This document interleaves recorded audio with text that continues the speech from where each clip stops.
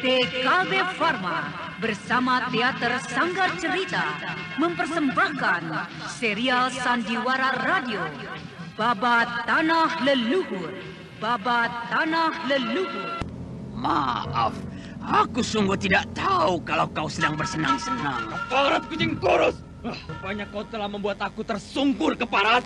Sabar, sabar. Apakah kau tidak bisa sabar sedikit? Kalau kalian mau bersenang-senang, aku pun akan menemani kalian. Kenapa harus marah-marah? Ayo, kita bersenang-senang. Bangsat! Teman-teman, serbu manusia kurus itu! Ayo, serbu! Ayo! Kalau kalian bersenang-senang semuanya, aku pun suka. Majulah! Jangan biarkan manusia kurus itu hidup-hidup! Dia telah membuat aku malu! Cincang saja!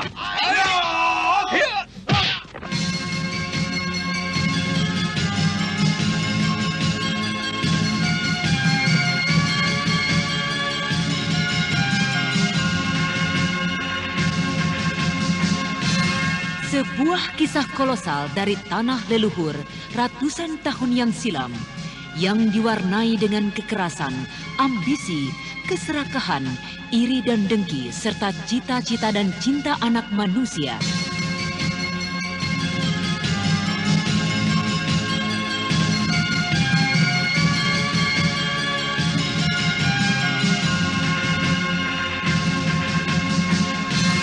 Kisah besar ini didukung oleh artis-artis Sanggar Prativi. Babat Tanah Leluhur, kali ini dalam episode ke-20 dengan judul Angkara Murka. Ide cerita Cece Suhyar, pengarang cerita Tisar Sponsen, teknik dan montase Yadi Enos, musik oleh Hari Sabar dengan sutradara Thomas Age.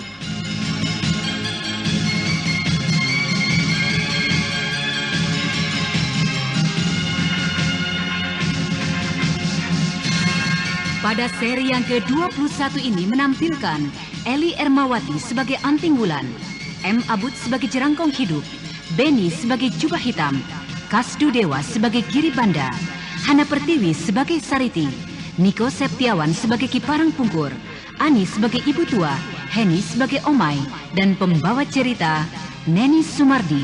Selamat menikmati.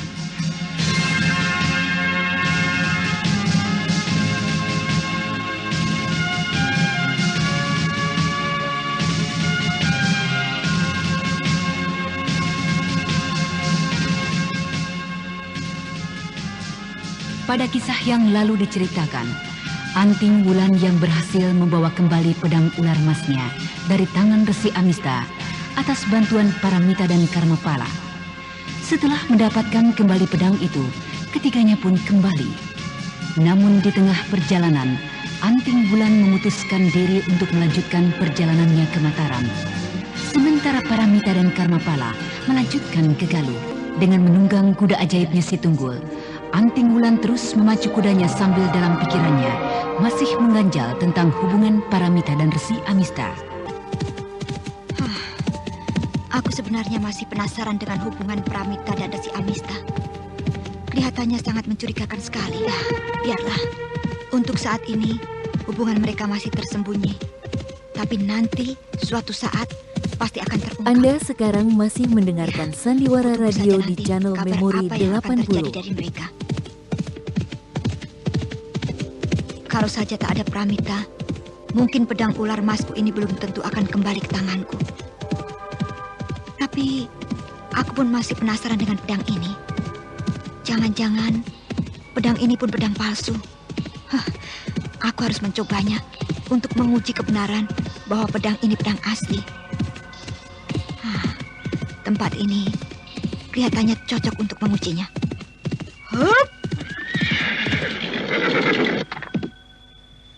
Nah, Tunggul, kau diamlah di sini. Aku akan menguji pedang ini dulu sebentar. Aku khawatir pedang ini adalah pedang palsu. Tunggulah di sini, Tunggul. Dalam menguji pedang ini pun, aku harus hati-hati. Kalau pedang ini pedang yang asli, berarti aku harus cepat-cepat menyarungkan pedang ini jika sudah kumainkan dengan jurus-jurusku. Nah, kalau begitu, aku akan siapkan ajian Banyu Cakrabuanaku untuk mengimbangi kehebatan pedang ular masku ini.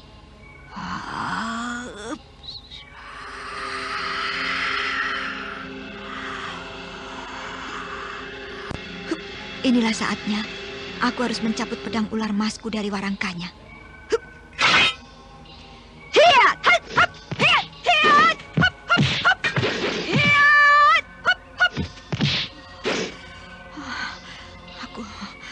Aku mulai merasakan ada sebuah getaran hebat yang membawa aku bergerak-gerak. Aku harus cepat-cepat memasukkan pedang ini ke dalam warangkanya.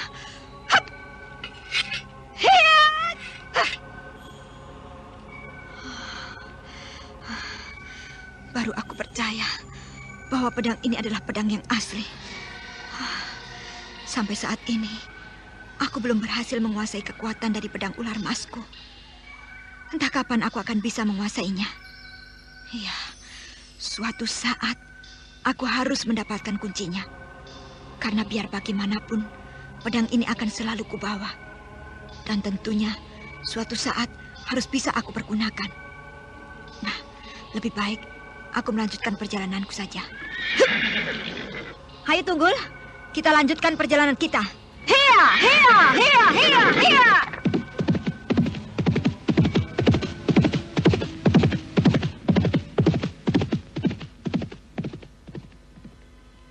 Setelah menguji keaslian dari pedang ular masnya, Anting Wulan kemudian melanjutkan perjalanannya. Sementara itu di sebuah tempat, nampak ada sebuah kejadian yang amat mencekam.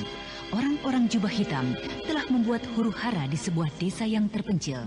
Sementara ketika kejadian itu berlangsung, tak jauh dari tempat itu, Cerangkong Hidup tengah memperhatikan dengan penuh amarah.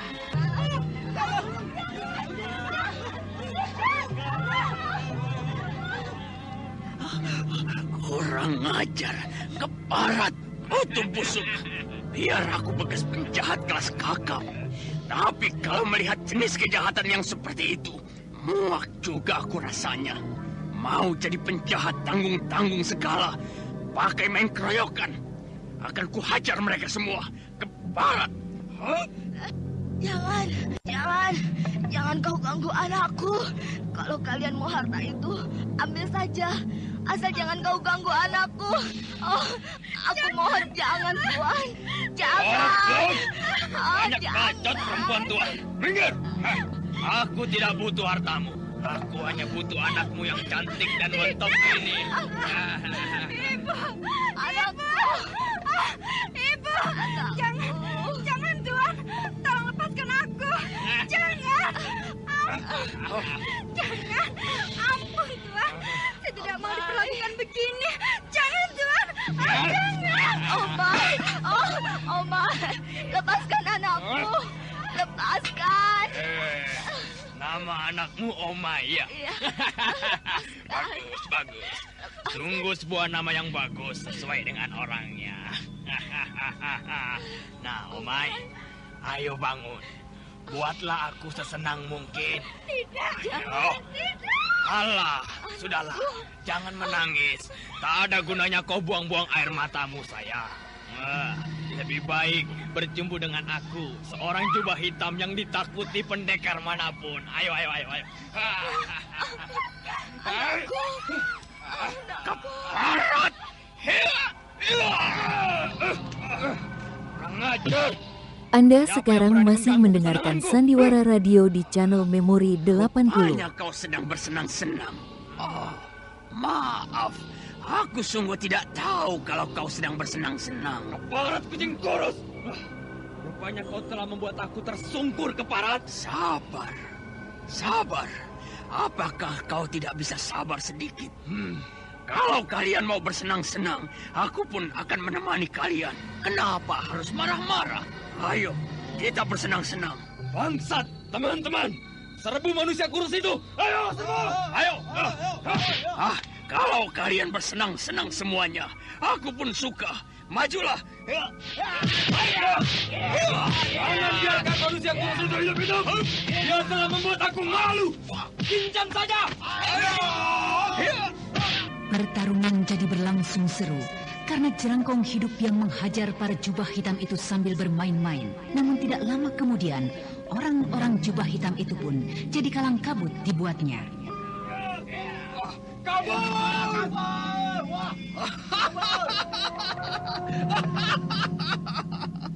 Sungguh memalukan penjahat-penjahat kelas teri. Masa hanya beberapa jurus saja sudah kalang kabut begitu? Tuan, terima kasih atas bantuan Tuan. Tuan telah menyelamatkan anak saya. Kalau tidak ada Tuan, mungkin anak saya sudah celaka. Sudahlah, tidak apa-apa. Aku senang bisa membantu kalian. Aku paling benci melihat kejahatan sekarang ini. Karena aku dulu pun bekas penjahat. Aku sudah tidak ingin melakukan kejahatan dan juga tidak mau melihat kejahatan. Oh, jadi Tuan pun bekas seorang penjahat? Iya, tapi ibu sekarang tidak perlu takut. Aku sekarang sudah tobat dan tidak mau melakukan kejahatan lagi. Nah, hati-hatilah, jaga diri. Aku mau pergi dulu. Nanti dulu, Tuan. Lebih baik Tuan istirahat saja dulu di pondok ini. Kelihatannya Tuan habis melakukan perjalanan jauh. Apakah kau tidak takut melihat tampangku dan latar belakangku tadi? Kenapa harus takut? Bukankah Tuan sudah insaf dan bertobat? Aku melihat kejujuran di hati Tuan, walaupun keadaan Tuan sangat menyeramkan. Terima kasih atas kebaikanmu, Ibu Tua. Baru kali ini aku menemukan orang yang baik sepertimu. Mau dekat denganku dan berbicara. Tak bedanya dengan Tuan yang mau menyelamatkan saya dan anak saya satu-satunya. Panggil saja saya Nyai, Tuan. Ya, Nyai. Mana anakmu yang mau diganggu itu? Saya, Kek. Oh, anak manis. Bagaimana keadaanmu? Dada saya terasa sakit, Kek. Napas saya begitu sesak. Telah dihantam oleh laki-laki berjubah hitam itu. Kemarilah, aku akan mencoba menyembuhkanmu. Duduklah di balai-balai ini. Iya, bagus. Tegakkan tubuhmu. Iya, maaf. Aku akan membuka bagian belakang punggungmu. Karena aku akan menyalurkan hawa murniku untuk melancarkan pernafasanmu. Iya, tidak apa-apa, Kek.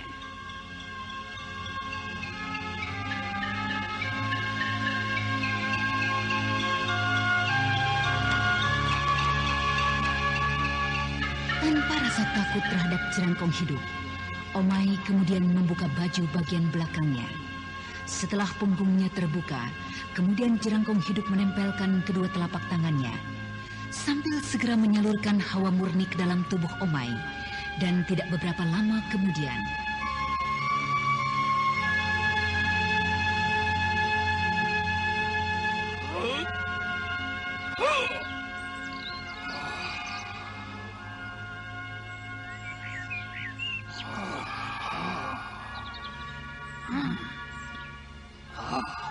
bagaimana, Omai? Sudah sembuh, Kek. Pernapasanku sudah lancar. Wah, kakek ternyata orang hebat. Terima kasih, Kek. Nah, sekarang minumlah air putih agar pernafasanmu bertambah lancar. Iya, Kek. setelah jerangkong hidup dijamu di pondok orang yang ditolongnya itu, tak beberapa lama pun ia meninggalkan rumah itu dengan perasaan bahagia. Baru kali itu rasanya ia menolong seseorang, kemudian mendapat perlakuan baik dari tuan rumahnya.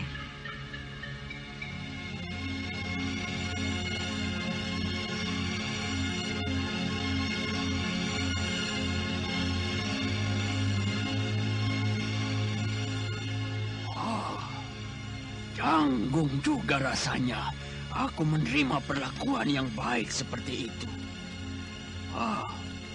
Bekas seorang penjahat yang ditakuti tiba-tiba hadir jadi seorang pembela kebaikan. Aneh. Tapi terasa bahagia Walau hanya sedikit, aku bisa membantu dan mewujudkan kebaikan.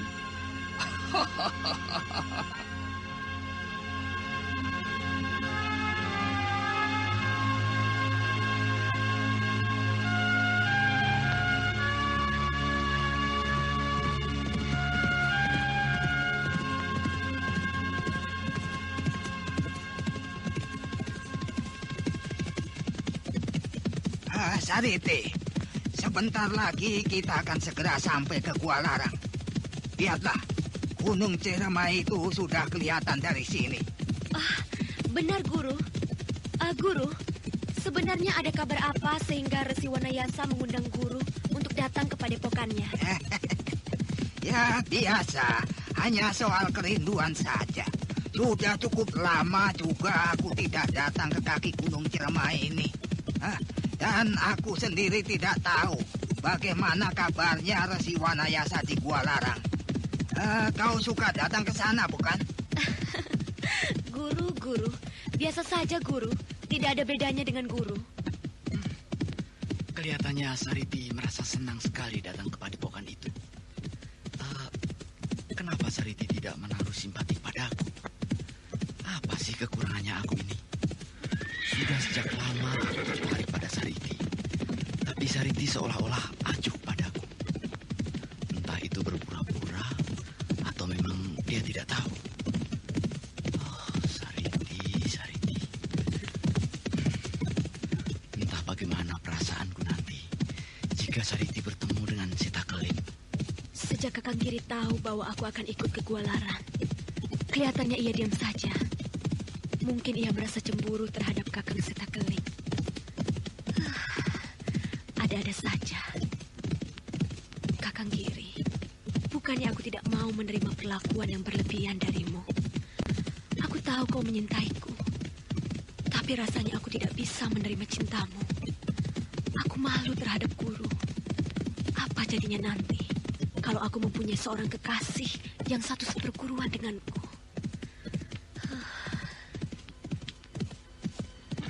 Kakang Giribanda, kenapa Kakang sejak tadi diam saja? Apa ada yang Kakang pikirkan?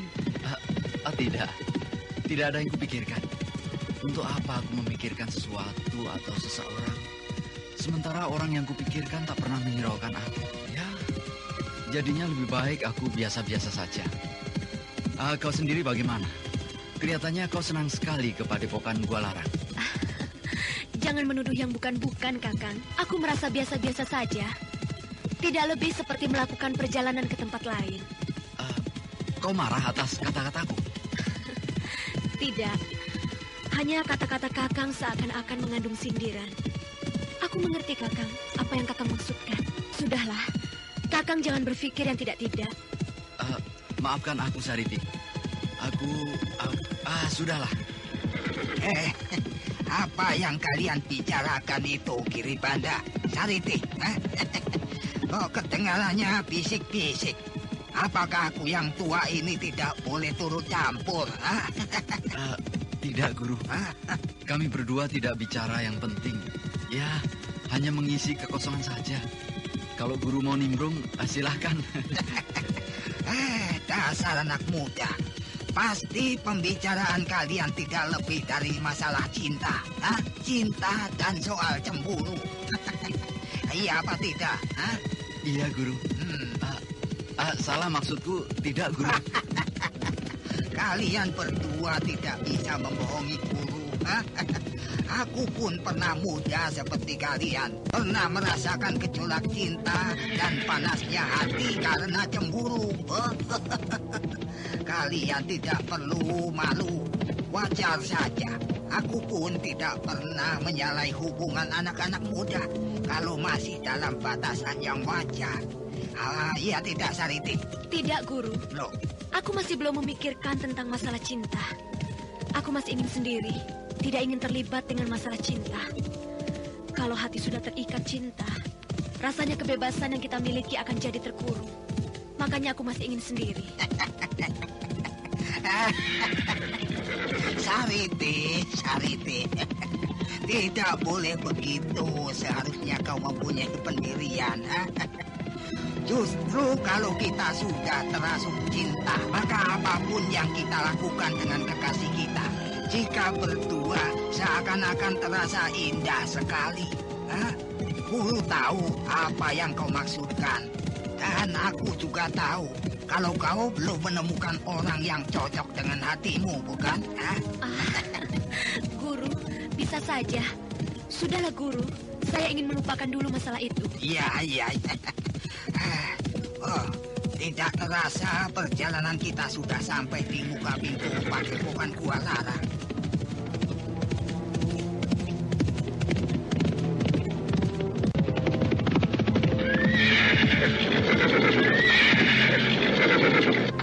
Akhirnya sampai juga kita di Padepokan Gua Larang.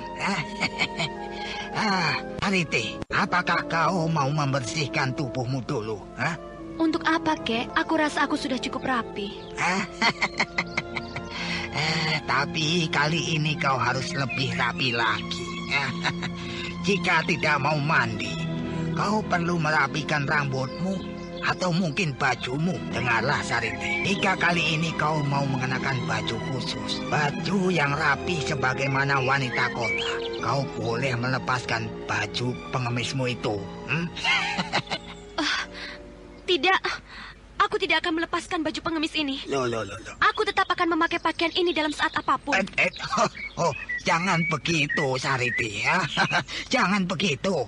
Bukankah kau sudah dapat meraba? Atau setidak-tidaknya mengerti apa maksud dan tujuan kita datang kemari? Loh, kok kamu hanya diam saja? Tapi jika memang begitu sikapmu, aku tidak akan melarang.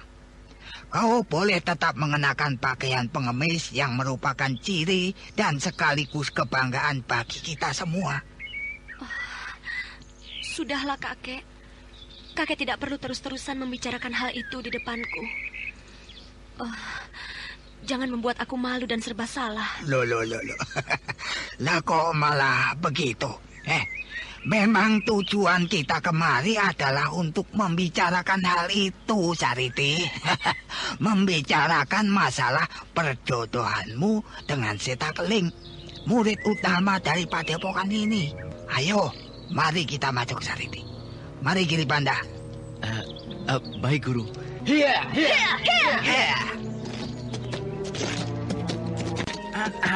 Siapakah tuanku bertiga? Dan apa tujuan tuanku datang kemari? Cantrik, katakanlah pada gurumu bahwa aku pengemis miskin datang memenuhi undangannya. Iya. Jadi tuanku adalah Aki Parangpungkur, pemimpin pengemis tongkat merah. Iya. Jika begitu, ya memang tuanku lah orang yang sedang kami tunggu-tunggu. Sejak beberapa hari yang lalu, kami telah bersiap-siap untuk menerima kedatangan Tuan. Apakah tidak salah? Anda sekarang masih mendengarkan Sandiwara Radio di channel Memori 80. Menunggu kedatangan, menyambutku sampai seperti ini. Iya. Kehormatan yang luar biasa sekali. Terima kasih. Iya. Nah, ayo. Sebaiknya Tuan bertiga menunggu saja di pondok yang telah kami sediakan. Sementara ini guru kami berada di ruang semedinya. Baik, apa kata tuan rumah? Kami tamu harus menuruti saja. Marilah tuan-tuan. Kemudian Ki Parangpungkur bersama dengan Sariti dan Giribanda murid-muridnya beristirahat di sebuah pondok yang telah disediakan. Sementara itu, Sariti meminta izin untuk sesaat mencuci muka di pancuran 9 mata air dewa. Saya permisi sebentar, Kek. Saya ingin mencuci wajah dan menghilangkan keringat di pancuran 9 mata air dewa. Iya, tentu saja. Cepatlah. Mungkin sebentar lagi kita akan menghadap Resi Wanayasa. Biarlah saya menemani adik Sariti, Guru. Tidak usah, Kakang Giribanda. Aku tahu daerah sini. Sudah beberapa kali aku datang kemari. Tapi aku juga ingin membasuh muka, mencari air segar di sana. Ya, marilah jika begitu. Permisi, Kek. Iya.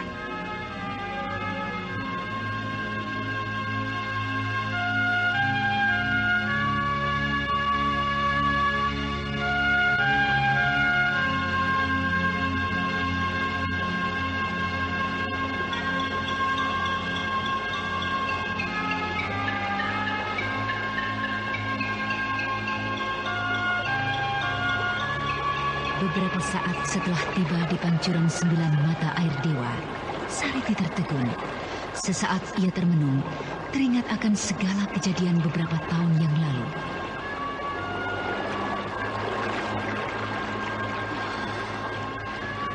Alangkah malunya jika aku nanti bertemu dengan Kakang Setakeling. Aku telah pergi meninggalkan padepokan ini setelah aku mendapat tahu dari Anting Wulan tentang surat yang aku bawa dari kakek. Ternyata surat itu berisi lamaran dari kakek. Kakek yang bermaksud menjodohkan aku dengan Kakang Setakeling. Aku berlari meninggalkan padepokan ini. Aku malu.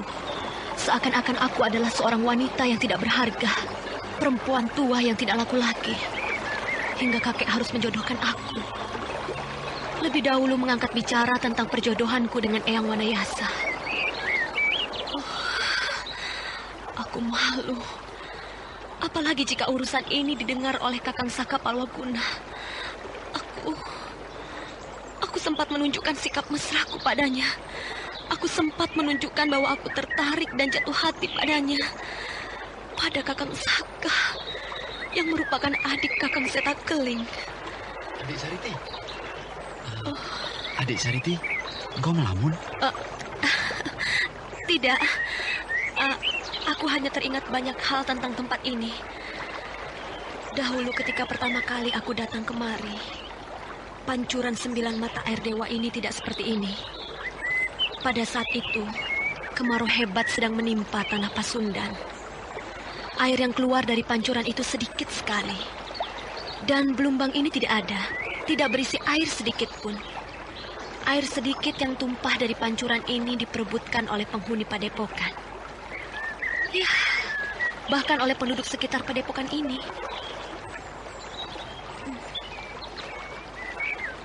Aku terpaksa berdusta dan tidak mengatakan yang sebenarnya. Aku tidak dapat bercerita banyak tentang isi hatiku. Karena aku melihat tanda-tanda bahwa Kakang Giribanda menyukai diriku. Ada-ada saja. Adik Sariti, kau melamun lagi? Tidak, Kakang. Tidak. Aku tidak melamun. Hanya... Oh ya, bukankah kita datang kemari untuk membasuh dan menyegarkan wajah kita dengan air dari pancuran yang membawa berkah ini? Marilah, Kakang. Kakang dapat memilih pancuran mana yang Kakang sukai.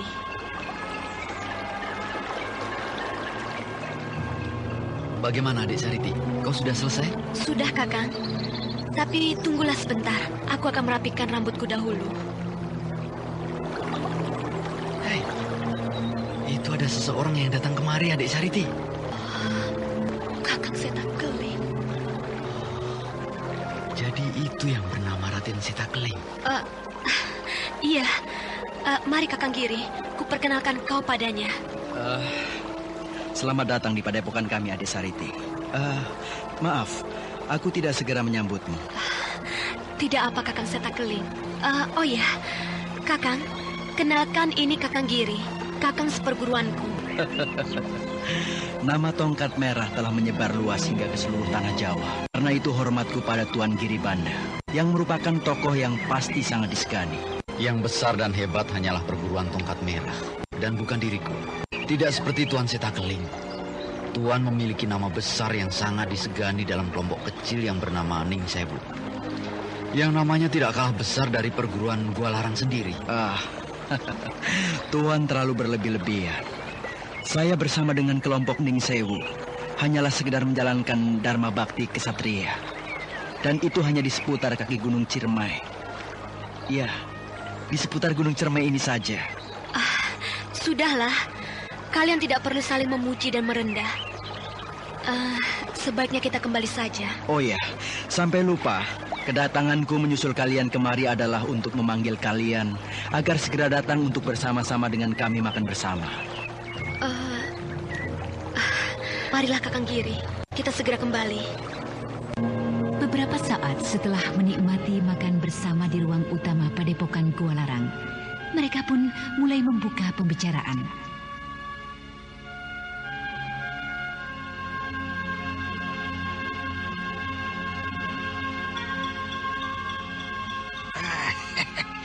sayang sekali.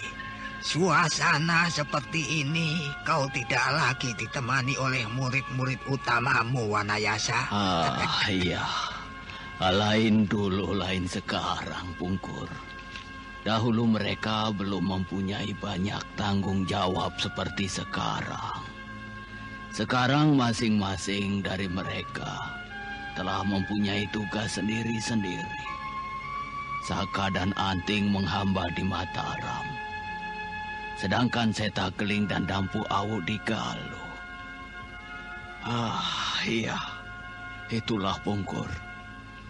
Aku merasakan tugasku di dunia ini hampir selesai. Karena itu, aku ingin menuntaskan semuanya. Aku ingin...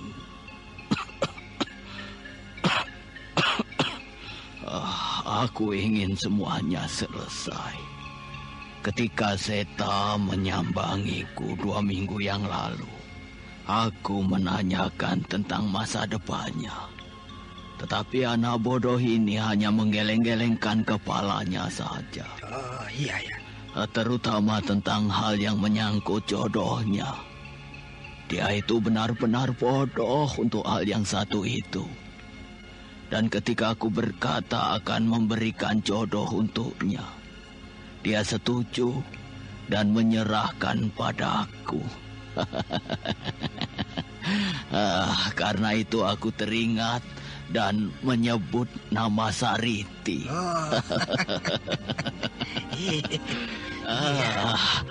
Kau tahu apa jawabnya? Menurut muridku yang tampan dan gagah ini dengan cepat menanggapi hal itu. Terserah yang kurus saja, katanya. Dan ketika aku mendengar berita kedatanganmu, aku menjadi semakin yakin bahwa Setakeling ini yang sekaligus murid terkasihku adalah jodoh dari anak muridmu Sariti. Tunggu dulu. Tunggu dulu, Wanayasa. Ternyata kau ini adalah seorang resi yang sangat pintar dan sekaligus licik. Tetapi aku pengemis miskin ini tidak bisa kau perdaya. Iya. Walaupun aku telah kau sambut dengan hangat dan makanan-makanan lezat tadi, tapi aku tidak mau menerima dengan begitu saja. Aku tidak ingin memaksa dan memojokkan muridku Sariti. Biarpun dia itu muridku, tapi dia tetap adalah seorang gadis yang dewasa, seorang manusia yang mempunyai hak-hak dan kebebasan sendiri. Iya. Karena itu, Wanayasa, aku tidak akan memutuskan sendiri. Aku tidak akan menerima ataupun menolaknya. Nah, semua itu aku serahkan kepadanya, pada Sariti sendiri. Iya, kau betul. Tapi bagaimana dengan Sariti sendiri? Dan apa jawabannya? Sariti, sekarang kini keputusan berada di ujung bibirmu. Katakan iya atau tidak. Kau terima atau tidak? Kek, aku... Dengar, Sariti. Kau tidak perlu takut untuk mengatakan tidak. Tidak ada satu kekuatan pun yang dapat memaksakan kehendaknya pamanmu ini. Di sini ada aku, kakekmu. Dan nasi yang telah kau makan tadi, jangan kau jadikan sebagai bagian dari pertimbanganmu. Iya. Bukankah begitu, Wanayasa? Benar Sariti. Jawablah dengan sejujur-jujurnya. Apakah kau menerima lamaranku ini untuk murid-murid utamaku, pewaris padepokan Gua Larang ini? Tunggu dulu. Jangan terpengaruh dengan segala macam sesumbar resi itu tentang warisannya. Sariti, jawablah. apakah kau akan menerima lamaran ini? Sariti yang merasakan dirinya dijadikan pusat pembicaraan dan dibuat bagaikan barang dagangan jadi kecewa. Dan ia tak dapat menahan diri lagi menangis terisak-isak. Sementara itu Raden Setakeling yang duduk di hadapannya masih saja menunduk bagaikan sebuah patung batu. Kalian semua keterlaluan sekali. Mengapa aku kalian sudutkan untuk menjawab semua ini? Mengapa aku yang harus memutuskan? Aku tidak akan menerimanya dan juga tidak menolaknya. Jika memang Kakang Seta mencintaiku, biarlah Kakang Seta sendiri yang mengatakan. Aku tidak bisa menjawab dan menerima lamaran dengan cara seperti ini. Sariti. Biarlah aku yang menyusulnya, Guru. Tunggu.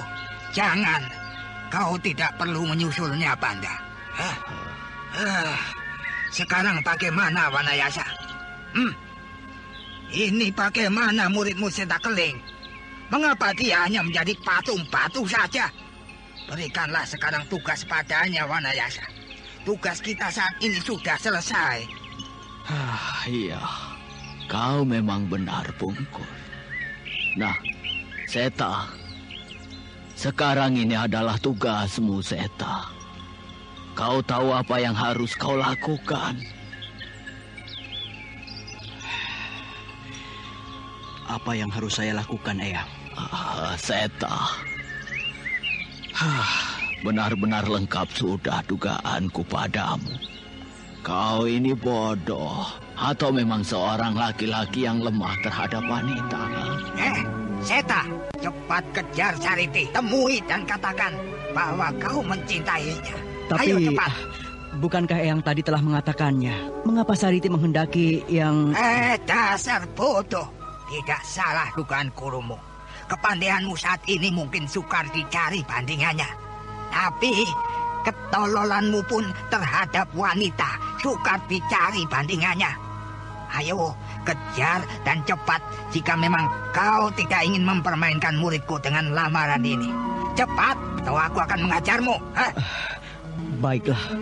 Baiklah kakek Pungkur. Ayo cepat. Guru, sebaiknya aku menyusul Sariti. Dia kelihatan kecewa dan tersinggung dengan lamaran ini. Dia kelihatannya tidak dapat menerima lamaran ini, Guru. Aku tidak tahu apa sebenarnya yang berada di dalam hati seorang wanita. Sekalipun dia itu Sariti, murid terkasih yang kuanggap bagai cucuku sendiri. Iya, wanita memang selalu diliputi rahasia. Atau semua ini adalah karena kebodohan kita juga, Wanayasa? Bagaimana kita akan mengerti rahasia wanita? Kawin pun kita ini tidak. Iya. Guru, sebaiknya aku menyusul mereka. Aku hanya ingin menyaksikan apa yang terjadi. Aku khawatir terjadi sesuatu yang tidak kita inginkan dengan mereka, Guru. Kau kira tidak akan seperti itu jadinya? Ya, pada dasarnya mereka sebelumnya adalah sahabat. Jika Guru mengizinkan. Ya, baiklah. Tapi berhati-hatilah. Lihat saja dari kejauhan, ya. Cepat kembali lagi jika kau sadari keadaannya tidak seperti yang kau bayangkan. Baik, Guru. Saya mengerti. Saya mohon pamit. Sementara itu Sariti yang berlari meninggalkan padepokan Gua Larang berhenti di bawah sebuah pohon besar. Ia menjatuhkan dirinya, menangis terisak-isak. Benar-benar memalukan.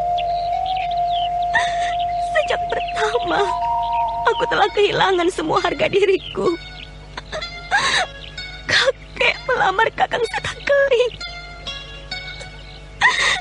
Dan kini, di dalam pertemuan tadi aku telah disudutkan. Sementara Kakang Seta dia menunduk. Bagaimana jika Kakang Saka dan Anting Wulan serta Dampu Awuk mengetahui semua hal ini? Bukankah aku kelak akan menjadi bahan ejekan bahan tertawaan. Sariti yang merupakan gadis tua yang tidak ada harganya. Perawan tua yang mengemis jodoh. Tidak. Aku tidak mau jadi buah tertawaan mereka. Aku malu.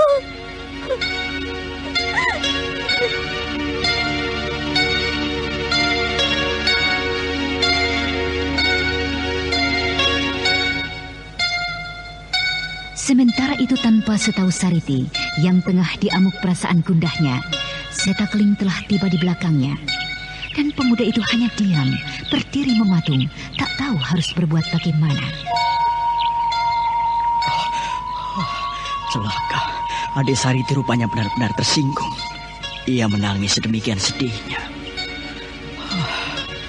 Bagaimana aku bisa menyelesaikan masalah ini? Apa yang harus aku katakan untuk menghiburnya?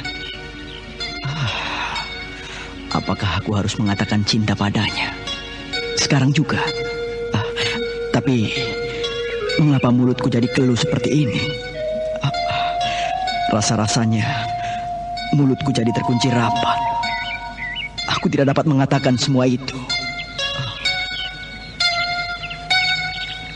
Raden Setakling terus saja mematung, berdiri tanpa berani keras-keras mengeluarkan nafas. Sampai beberapa saat tangis Sariti mulai reda. Dan pendengarannya yang peka mulai merasakan kehadiran seseorang di belakangnya. Segera saja ia menoleh ke belakang. Kau, sejak kapan kau berada di situ? Sudah sejak tadi. Jadi sejak tadi kau menonton aku? Berdiri memperhatikan aku yang sedang merintih? Kau benar-benar senang mempermainkan orang, Kakang Seta. Maafkan aku, adik Sariti. Aku tidak sanggup menegurmu yang sedang terisak sedih. Aku kasihan padamu. Kasihan? Jadi semua ini Kakang dasarkan pada rasa belas kasihan. Kenapa Kakang sampai bersikap seperti itu? Kakang keterlaluan sekali. Kakang pasti menganggapku kini seorang perawan tua yang tidak laku, perawan tua yang tidak berharga. Aku tidak mau Kakang bersikap seperti itu. Aku bukan begitu. Tidak, adik Sariti. Aku tidak tahu lagi harus berkata apa kepadamu, adik Sariti. Kakang tidak perlu mengatakan apapun padaku. Maafkan aku. Aku merasa menyesal sekali datang ke tempat ini memenuhi undangan kakekmu.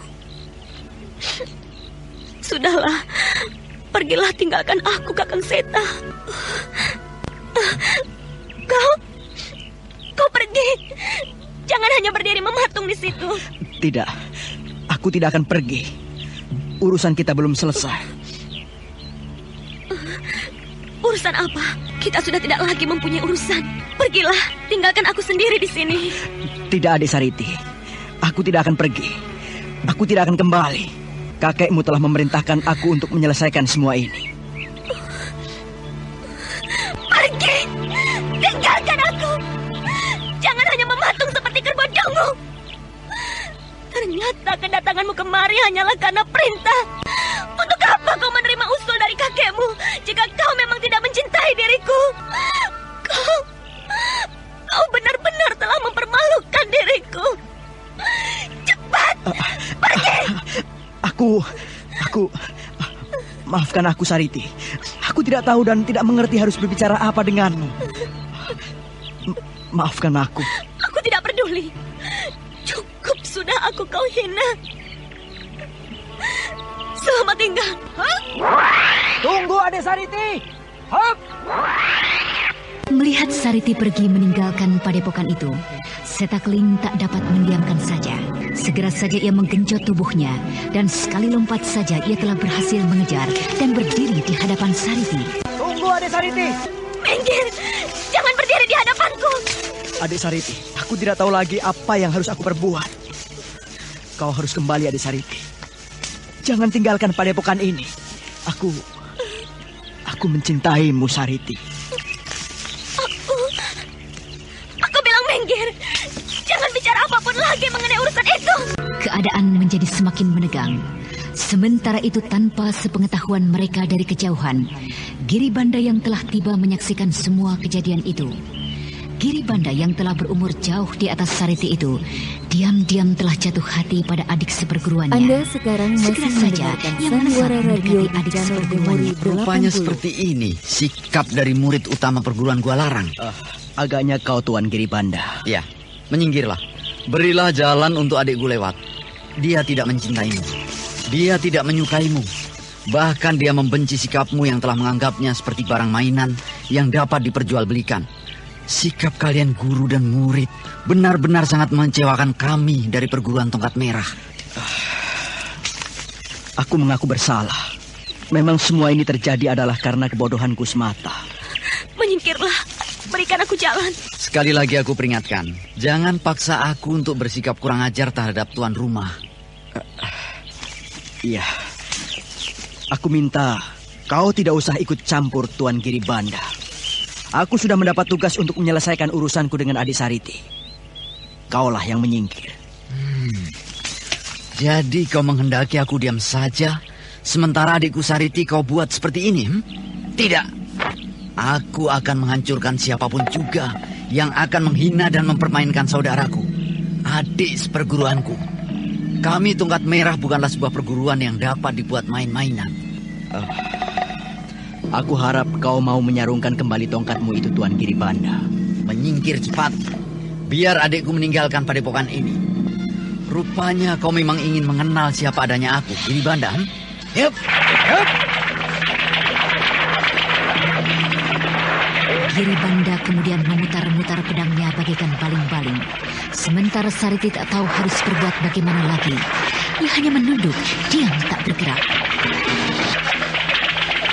Sekali lagi aku peringatkan, menyingkirlah Setakeling. Tidak, aku tidak akan menyingkir. Kaulah yang seharusnya menyingkir. Kau tidak mempunyai kepentingan di antara kami. Setan!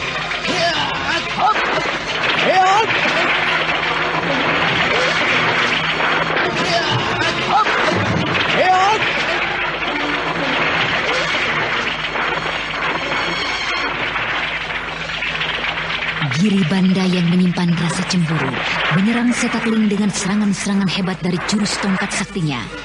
Serangan-serangan menusuk, memukul, menyapu, bahkan menggunting yang dibarengi dengan tangan lainnya. Tetapi anehnya, Setakeling melayaninya dengan sangat tenangnya. Pemuda itu hanya mengelak dengan langkah-langkah kaki yang aneh, yang berpindah-pindah bagaikan bayangan, menjauhi ayunan dan sapuan tongkat lawannya.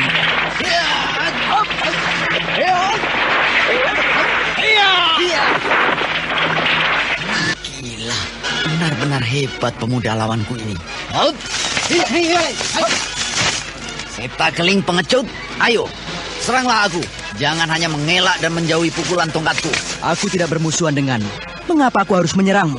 Hentikanlah seranganmu itu, Tuan Giribanda. Baiklah. Kau terlalu menghina aku, Seta. Karena itu, tidak ada salahnya jika kita lihat siapa sesungguhnya yang unggul di antara kita.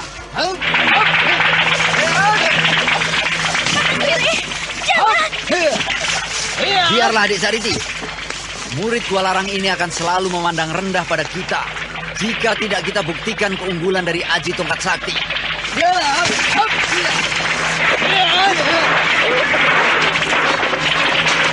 Sariti yang semula diam mematung, kini menjadi cemas melihat kakangnya membuka serangan baru dengan gerakan-gerakan yang lambat. Tubuh Giribanda meliuk-liuk bagaikan seorang penari. Gerakan-gerakannya dan jurus serangnya kini nampak semakin melemah. Akan tetapi, Setakeling yang menghadapi menjadi terkejut. Jurus apa lagi yang dipergunakan lawan? Angin serangannya menusuk tajam, dan arah serangannya mulai tak dapat kuterka. Aku akan melayaninya dengan Aji Kincir Metu tingkatan terakhir.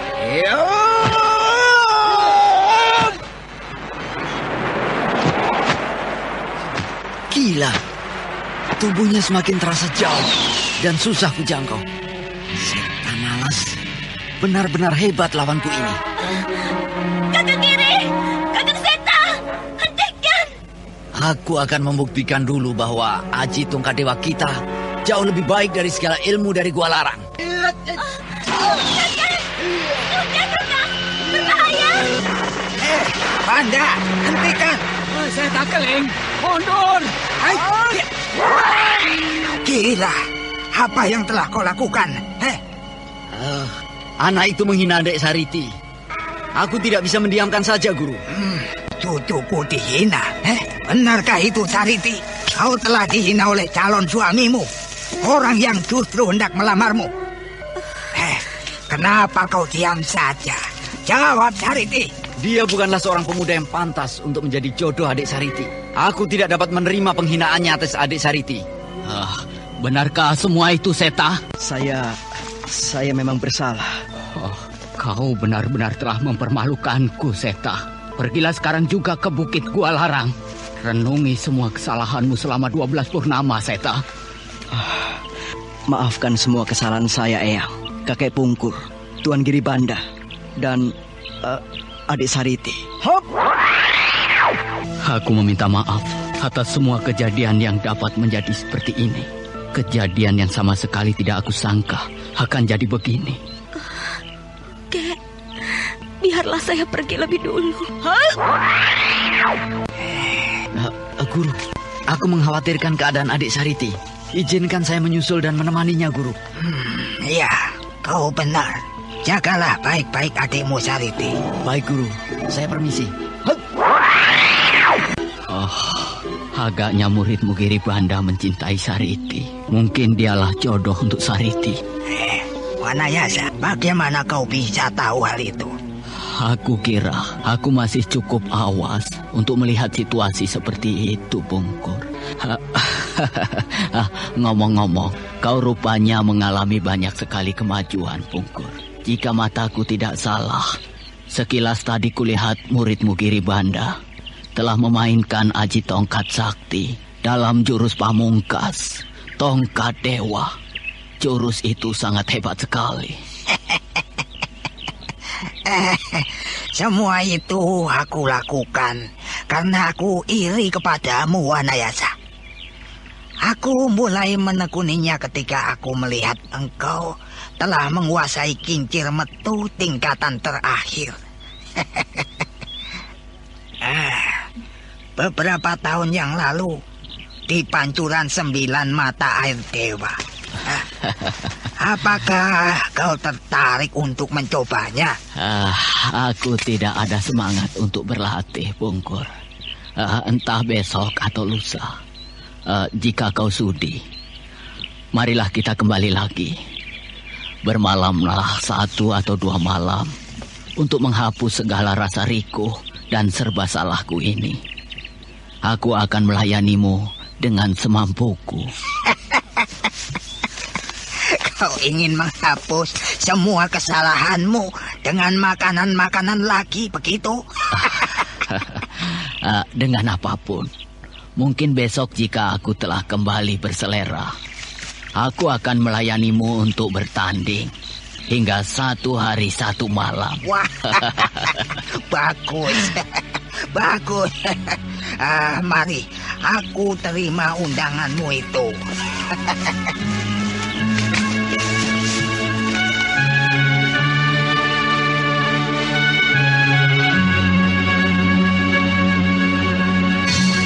Kemudian, kedua tokoh sakti itu kembali ke padepokan Gua Larang.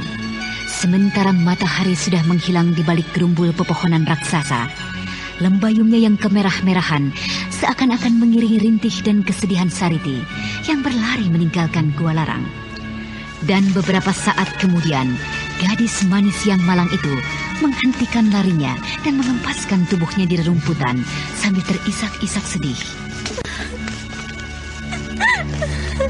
Tetapi tidak beberapa lama Sariti tiba-tiba menghentikan isaknya, manakala ia melihat sebuah bayangan menuju ke arahnya, sesosok tubuh yang dikenalnya.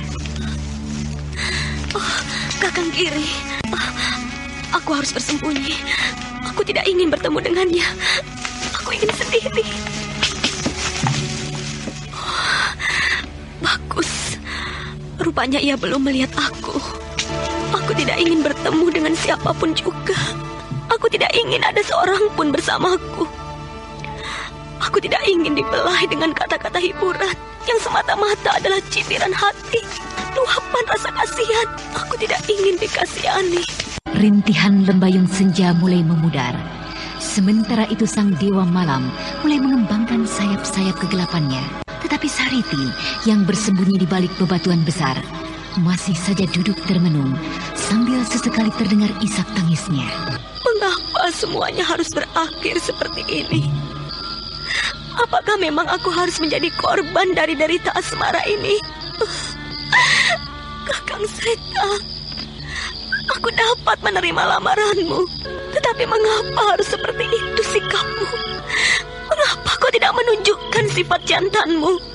Melamarku secara langsung, mengatakan bahwa kau menyukai diriku secara langsung.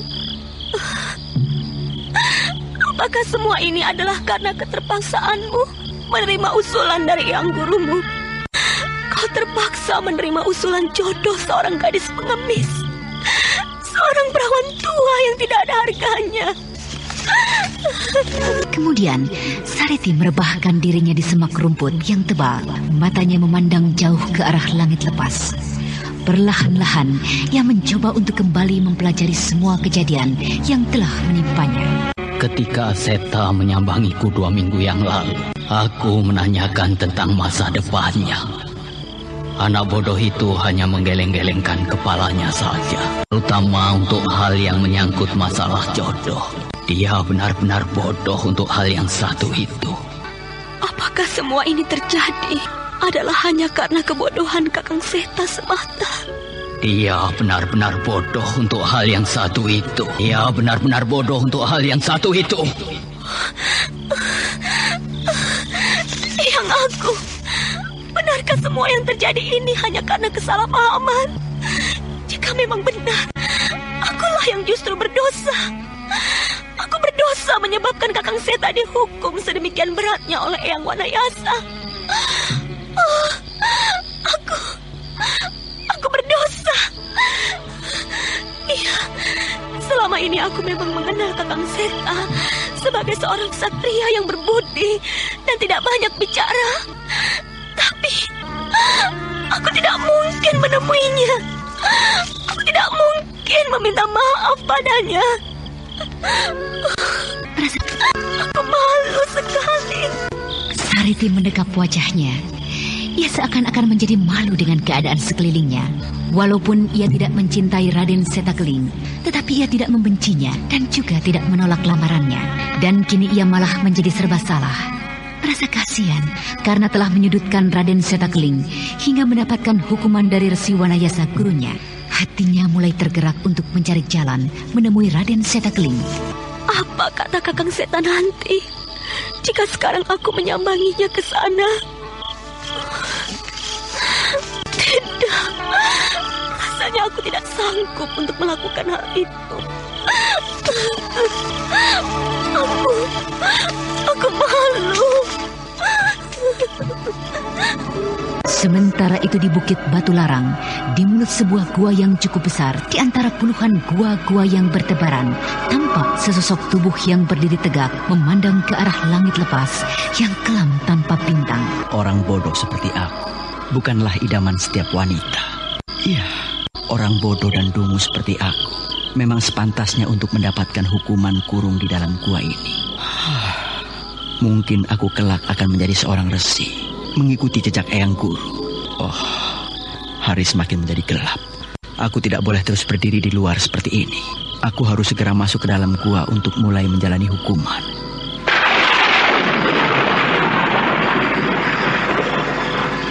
Sebentar lagi hujan akan turun. Hukumanku ini justru dimulai dengan awal yang baik. Aku merasa bukan lagi dihukum, tapi justru berteduh. Dengan meningkatkan segala kewaspadaannya, Raden Setakeling melangkah hingga keluar gua. Dan angin yang menderu membawa titik-titik air yang halus masuk ke dalam hujan. Dan tepat di mulut gua, terlihat sesosok bayangan ramping yang tengah menggigil kedinginan. Seluruh tubuhnya telah dibasahi oleh hujan yang... Agaknya Dewata Agung telah menentukan jalan hidupku untuk menjadi seorang resi sebagaimana Eyang Guru. Sepertinya aku mendengar desa nafas seseorang di mulut gua. Siapakah yang tengah mengintaiku di luar sana pada saat hujan seperti ini? Biarlah, akan kulihat keluar. Dengan meningkatkan segala kewaspadaannya, Raden Setakeling melangkah hingga keluar gua. Dan angin yang menderu membawa titik-titik air yang halus masuk ke dalam hujan. Dan tepat di mulut gua, terlihat sesosok bayangan ramping yang tengah menggigil kedinginan. Seluruh tubuhnya telah dibasahi oleh hujan yang turun dengan derasnya. Sariti? Iya, itu Sariti. Untuk apa dia datang menemuiku kemarin? Dan bagaimana dia dapat menemuiku di antara sekian banyaknya gua yang bertebaran? Anda sekarang masih mendengarkan Sandiwara Radio di channel Memori 80. Bolehkah aku masuk dan berteduh di dalam? Tentu saja boleh. Mari Adik Sariti. Terima kasih, Kakak. Dengan langkah yang gemetar karena kedinginan, Sariti yang tiba-tiba saja muncul di mulut gua, memasuki gua kecil itu hingga ke dalam. Dan kemudian, tanpa berkata sepatah pun, ia duduk di muka perapian yang telah disiapkan oleh Raden Setakeling. Adik Sariti, untuk apa kau datang kemari? Dan bersama siapakah kau kemari? Apa hanya seorang diri? Iya, aku sendiri, Kakak. Lalu, di manakah kakek Parangpungkur? Aku tidak tahu. Apa yang terjadi denganmu, Sariti? Mengapa kau bisa tiba di sini? Apakah kau tahu aku berada di sini? Iya, aku berada di sini. Tidak jauh dari gua ini sejak beberapa saat yang lalu. Aku melihatmu ketika kau berdiri di mulut gua ini. Jadi, kau sengaja menemuiku? Ya, aku sengaja menjumpaimu. Kau sengaja menjumpaiku? Ada apakah, Adik Sariti? Apakah belum tuntas bagimu hukuman yang dijatuhkan kakekmu? Terlalu ringankah hukuman ini jika dibandingkan dengan sakit hatimu? Tidak, Kakang Seta. Tapi entahlah, mengapa aku tiba-tiba saja menjadi merasa bersalah kepadamu. Aku tidak tahu lagi harus berbuat apa. Kau dapat mencabut tongkatmu itu dan pukulkan ke seluruh tubuhku. Aku tidak akan berkelit sedikit pun. Aku tidak akan mengelak. Ayolah, cabutlah tongkatmu itu, Adik Sariti. Tidak, Kakang Seta. Bukan itu maksudku. Lalu, apa maksudmu yang sebenarnya? Kakang Seta, kedatanganku kemari adalah untuk meminta maaf padamu. Meminta maaf? Apakah aku tidak salah dengar, Adik Sariti? Kau meminta maaf padaku? Tidak mungkin. Akulah yang seharusnya meminta maaf padamu. Bukankah aku telah bersalah karena menyakiti hatimu? Iya, memang kaulah yang seharusnya meminta maaf pada Adik Sariti. Kakang iri. Dari arah mulut gua, tiba-tiba muncul sesosok tubuh yang telah dikenal oleh Raden Setakeling. Seorang pemuda berusia lebih kurang 35 tahun. Dialah Kiri Banda, salah seorang murid utama dari Ki Parangpungkur.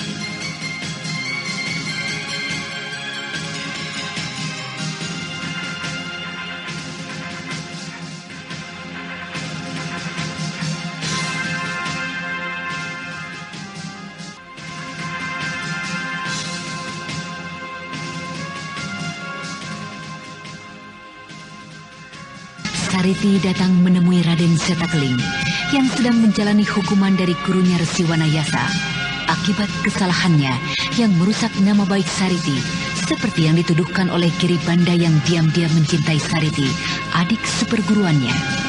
Apakah aku perlu memindahkan perapian ini lebih ke dalam lagi? Angin serta hawa dingin masuk menusuk hingga kemari.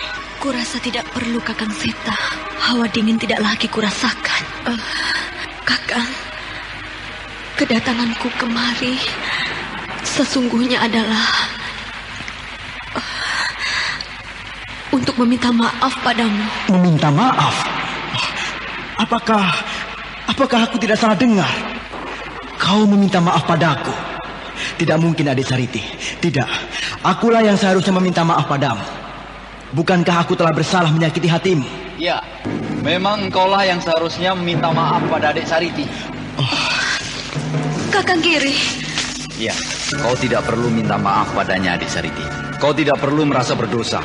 Aku menjadi saksi bahwa pemuda Gua Laranglah yang memang tidak mempunyai sikap jantan, tata krama, cara menghadapi seorang wanita. Kakang Giri, aku tidak ingin hanya karena kesalahpahaman antara aku dan Kakang Seta kelak akan menjadikan satu keretakan hubungan antara kakek dan Eyang Wanayasa, dan terlebih hubungan antara Gua Larang dan Tongkat Merah. Kenapa, adik Sariti? Apakah kau takut jika kita harus bersilang selisih dengan Gua Larang? Bukan itu tujuanku, Kakang Giri. Lalu apa lagi, adik Sariti? Aku hanya tidak ingin. Sudahlah. Tidak ada yang perlu kau pikirkan lagi. Ayolah, kita tinggalkan saja tempat ini. Kita cari markas terdekat dari Tongkat Merah. Kita beristirahat di sana. Tapi Kakang, Ayolah, adik Sariti, dengar kata-kataku. Tunggu, Tuan Giribanda. Ada apa? Apa kau ingin menghalang-halangi kami? Mengapa kau selalu hadir di tengah-tengah kami? Mengapa sikapmu menjadi semakin keras dan tajamnya? Kau selalu saja memperuncing suasana. Menyingkirlah. Jangan coba-coba mempengaruhi Sariti. Setan! Kakang, sudahlah Kakang Giri. Biarlah, adik Sariti. Aku masih belum puas jika belum dapat memberikan hajaran pada pemuda tak tahu diuntung ini. Jangan, Kakang Giri. Kakang Seta, aku minta dengan sangat, janganlah memperuncing suasana ini. Iya, aku berada di tempat ini adalah untuk menjalani hukuman, adik Sariti. Bagaimana mungkin aku akan melayani kakang... adik Sariti, terima kasih atas peringatanmu. Pengecut! Apakah engkau akan bersembunyi di balik alasan yang kau cari-cari itu? Ayo, layanilah aku. Kita selesaikan persoalan kita tadi siang. Sudahlah, Tuan Giribanda. Aku tidak dapat melayanimu. Tinggalkan saja aku di tempat ini. Aku harus menjalani hukumanku di tempat ini. Dengar, Setakling. Aku akan menyerangmu. Terserah kau mau melayaniku atau tidak. Bersiaplah. Tunggu, Kakang Giri. Melihat Raden Setakling memejamkan matanya, duduk tanpa menghiraukan Giribanda, sementara Giribanda telah bersiap-siap menyerang, Sariti segera melompat ke tengah-tengah mereka, menghalangi serangan kakangnya Giribanda. Kakang Giri, jangan teruskan niatmu. Ayolah, ayo kita kembali saja. Kita temui kakek dan kembali ke Rupada. Bagus. Kau beruntung sekali, Setakling. Aku kali ini sebenarnya telah mempersiapkan diri lahir batin untuk membuat kau jatuh bangun di hadapanku. Marilah kita pergi, adik Sariti. Aku pergi, Kakang Seta. Selamat tinggal. Maafkan aku. Sudahlah, adik Sariti. Ayo. Dengan langkah yang setengah diseret, Sariti ditarik oleh kakangnya Giribanda. Sementara itu Raden Setakling masih tetap duduk bersila, memandang jauh ke arah perginya Sariti dan Giribanda. Sariti agaknya telah merubah sikapnya. Apakah itu berarti ia mau menerima lamaranku? Lalu apakah sebenarnya yang tersembunyi di balik lubuk hati Giribanda? Apakah dia juga mencintai Sariti? Jika memang dia mencintai adiknya, biarlah. Aku mundur dan mengalah. Tapi aku akan mencoba mencari tahu. Mudah-mudahan dengan aji 4 arah pembeda gerak, aku dapat menyelidikinya. Aku yakin mereka belum akan meninggalkan daerah sekitar sini. Hop! Kemudian, murid utama dari Gua Larang itu menerapkan salah satu aji andalan perguruannya, yaitu Aji Pendengaran Sakti yang disebut dengan nama Aji Empat Arah Pembeda Gerak. Sebuah aji pendengaran yang sanggup untuk mendengar suara-suara dari jarak sampai ratusan tombak.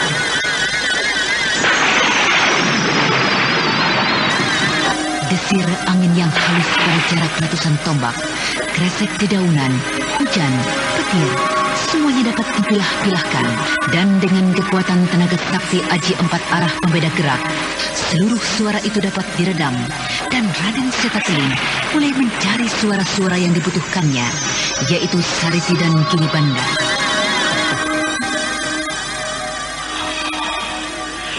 Tidak salah dugaanku. Keduanya masih berada di sekitar sini. Kurang lebih 200 tombak dari tempatku ini. Tunggu dulu, Kakang. Kemana kau akan mengajakku pergi? Kau tidak menuju padepokan Gua Larang. Kakekmu sudah meninggalkan Gua Larang. Beliau minta kita menyusulnya ke Rupada. Aneh sekali. Beberapa saat setelah aku meninggalkan kakek, Kakang Giri sudah mengejarku. Aku melihatnya sendiri tadi ketika hari menjelang malam. Kakang Giri hanya seorang diri. Apakah benar kakek secepat itu pergi? Apakah kakek tidak menginap seperti yang telah direncanakan? Berarti jika demikian, kakek sangat kecewa dengan kejadian yang baru saja terjadi. Ayolah cepat, adik Sariti. Hujan masih saja turun, walaupun tidak lagi deras. Apakah kau tidak ingin cepat-cepat tiba dan beristirahat di Rupada? Atau setidak-tidaknya kita mencari desa atau kota kecil? Tapi Kakang, apakah benar kakek sudah meninggalkan padepokan Gua Larang? Aku bersama-sama meninggalkan Gua Larang dengan kakekmu. Tapi di desa pertama di sekitar Sumur Opat, kakek memerintahkan aku untuk mencarimu. Aneh. Mengapa Kakang Giri berbohong? Aku melihatnya seorang diri meninggalkan padepokan Gua Larang. Apa maksud Kakang Giri sebenarnya? Sariti seketika menjadi bingung dan tidak mengerti mengapa kakangnya harus membohonginya. Tetapi belum lagi ia berhasil menemukan jawabannya. Tiba-tiba ia merasakan desir angin yang menyerang bagian pinggang dan dadanya.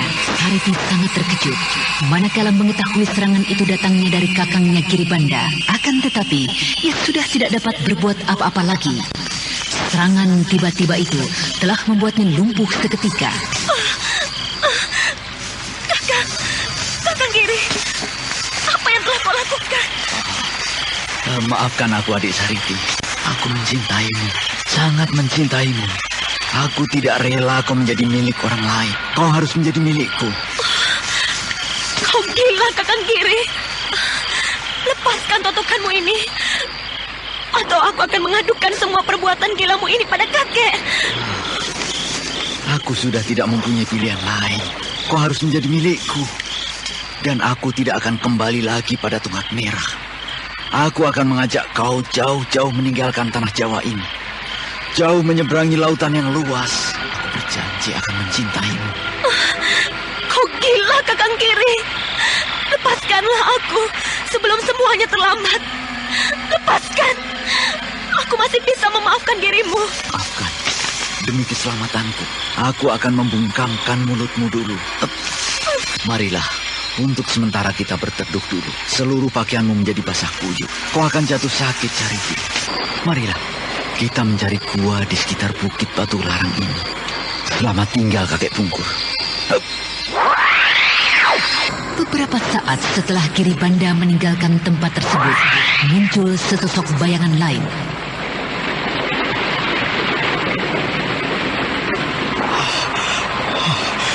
Di mana mereka? Celaka, aku terlambat. Setan malas. Bagaimana aku dapat menemukan mereka dalam keadaan gelap seperti ini? Aku akan mencoba untuk menerapkan aji 4 arah kembali. Aku akan menyelidiki sekitar tempat ini sebelum aku mencari hingga jauh keluar Bukit Batu Larang.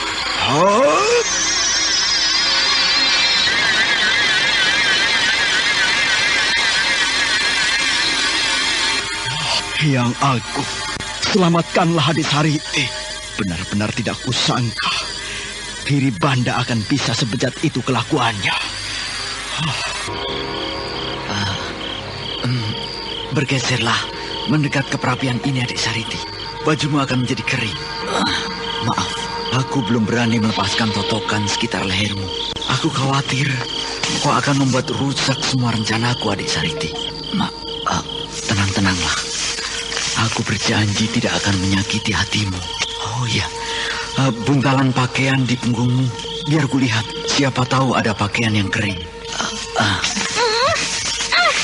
Tenang-tenanglah, aku tidak akan mengganggumu. Ini masih ada sebuah pakaian yang cukup kering. Pakaian ini bukanlah pakaian resmi kelompok kita. Ini adalah sebuah pakaian yang indah. Dari mana kau mendapatkannya, Adik Sariti? Ya. Aku lupa, kau belum dapat menjawab pertanyaan-pertanyaanku. Tapi beruntung, kita akan memakai pakaian lain. Aku juga membawa pakaian yang bukan seragam perkumpulan. Aku akan membawamu pergi dengan tanpa seorang anggota tongkat merah kita tahu. Dengan pakaianmu ini dan dengan sedikit perubahan pada rambut dan wajahmu, tidak ada seorang pun yang akan mengenal dirimu.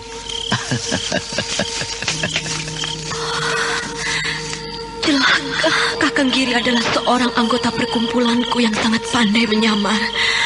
Kakekku pun sangat mengagumi akan kelihayannya yang satu itu. Berbahaya sekali keadaanku. Tentu aku akan berhasil dibawanya keluar dari tanah Jawa ini dengan sesuka hatinya. Tapi bagaimana bisa aku menukar pakaian ini? Maafkan aku. Agaknya tidak ada jalan lain. Aku terpaksa harus mengganti sendiri pakaianmu itu. Tidak ada jalan lain lagi, Adik Sariti. Maafkan aku. Celaka. Benar-benar telah kerasukan iblis Kakang Giri. Kemudian Giri Banda kembali mengulurkan tangannya. Satu persatu jari jemari dengan gemetar mulai membuka baju luar dari Sariti yang merupakan adik seperguruannya. Sementara itu Sariti tak dapat lagi menguasai diri. Ia menjadi tak sadarkan diri. Adik Sariti pingsan. Baguslah, dengan demikian semuanya dapat berjalan dengan lancar. Aku akan mengganti pakaian segera. Oh, yang jagat Dewa Batara. Apa yang harus kulakukan? Apakah aku akan terus membuka baju dalam Adik Sariti? Putri Cadar Biru. Putri Cadar Biru. Nah, sekarang katakan, di mana pemuda Mataram itu? Atau Nyai Tapak Angin, benarkah kau datang hanya untuk pemuda Mataram itu? Kau pintar, bocah. Serahkan juga kitab pusaka yang kau curi dari kaki Bukit Kacida. Kitab pusaka?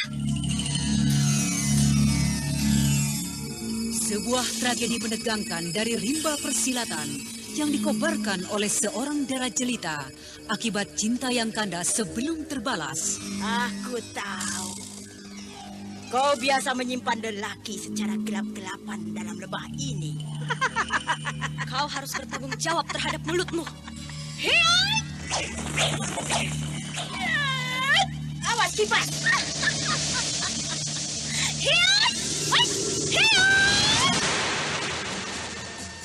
Putri Cadar Biru.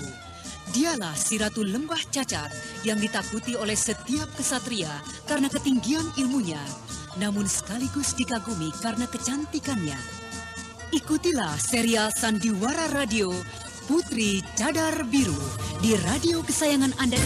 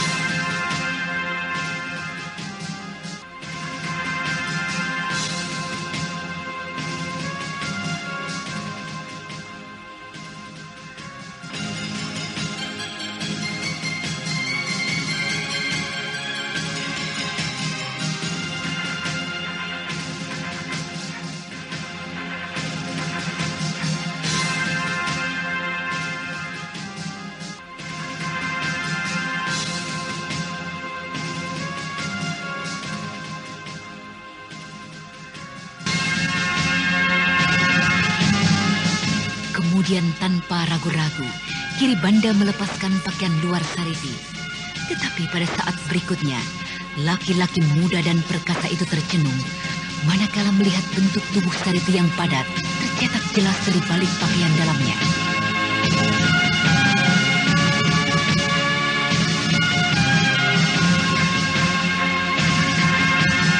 Nah, para pendengar sekalian, apakah yang akan terjadi selanjutnya? Untuk mengetahui jawabannya, ikutilah lanjutan kisah Babat Tanah Leluhur dalam episode ke-20 dengan judul Angkara Murka yang dipersembahkan oleh PT Kalbe Farma bersama Teater Sanggar Cerita di radio kesayangan Anda. Sampai jumpa.